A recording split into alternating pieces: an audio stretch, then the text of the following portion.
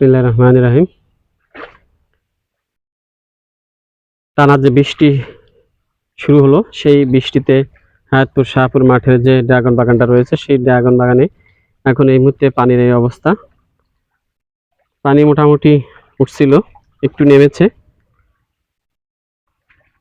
পানি আসলে এখান থেকে চতুর্দিকে এখন ঘের হওয়ার কারণে পানি এখান থেকে নেমে যাওয়ার পথটা বন্ধ হয়ে গিয়েছে, যার কারণে এখন বৃষ্টি হলেই জমিতে পানি বেঁধে যায়। পানি জমে থাকে কারণ চতুর্দিকেই আটকানো, পানি বের হয়ে কোথায় যাবে।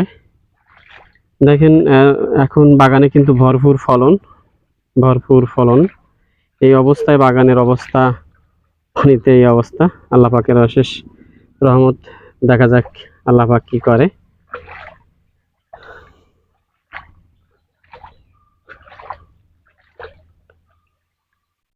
বৃষ্টিতে তেমন একটা পানিতে তেমন একটা পানি হলেও তেমন একটা সমস্যা না। যদি বৃষ্টি না হয় তাহলে এই পানিতে খুব বেশি সমস্যা হবে না, আশা করি ইনশাআল্লাহ।